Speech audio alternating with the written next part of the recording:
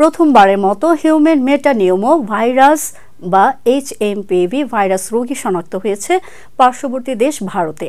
বেঙ্গালুরুতে 3 ও 8 মাস বয়সী 2 শিশুর দেহে এই ভাইরাস শনাক্ত হয়েছে বলে সোমবার সংবাদ মাধ্যম NDTV-র এক প্রতিবেদনে বলা হয়েছে। 2020 সালের করোনা মহামারীর পর চীনে HMPV ভাইরাসের সংক্রমণ দেখা দিয়েছে।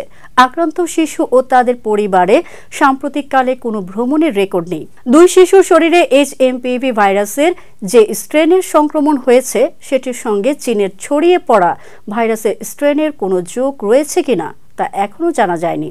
যদিও চীনে ছড়িয়ে পড়া ভাইরাসের সঙ্গে বেঙ্গালুরুতে HMPV ভাইরাসের সংক্রমণের কোনো সংযোগ নেই বলে দাবি দেশটির কেন্দ্রীয় সরকারের।